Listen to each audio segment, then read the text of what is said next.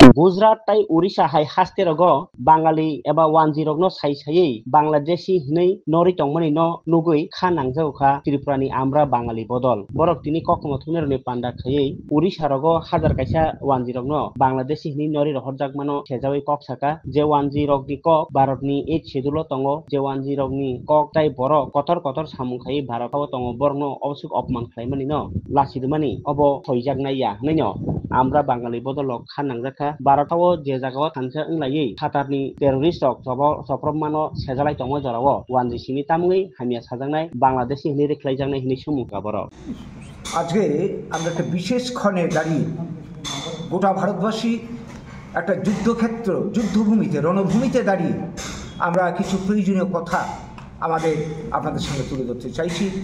দেশের এই সংকটময় মুহূর্তে গোটা দেশবাসীর সাথে আমরা ঐক্যবদ্ধ। আমরা ভারত সরকার কেন্দ্রীয় সরকারের সঙ্গে আমরা কি বলবো সহযোগিতা আমরা করে যাচ্ছি এবং সহযোগিতা করে যাব।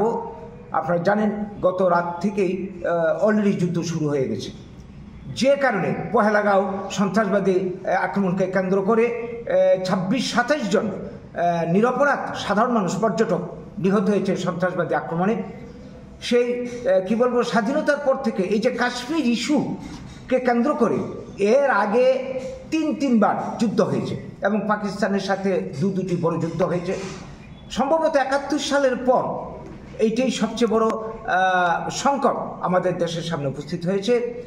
তো আমরা এই সময়ে আমাদের দরকার গোটা দেশবাসী সবাই ধর্ম মত নির্বিশেষে দলমত নির্বিশেষে ঐক্যবদ্ধ থাকা, সরকারের পাশে থাকা। আমরা রয়েছি, কিন্তু একটা দুঃখের বিষয় আমরা কদিন ধরে লক্ষ্য করছি, গত 7-10 দিন ধরে গত 22 তারিখ পহেলগাঁও আক্রমণ হয়েছে, তার মাঝখানে গুজরাটে একটা দুঃখজনক ঘটনা ঘটলো, উড়িষ্যাতে ঘটলো, কয়েকটা জায়গাতে ঘটলো। সেটা কি যে বাংলাদেশি বাংলাভাষী যাদের মাতৃভাষা বাংলা তাদের উপর আক্রমণ।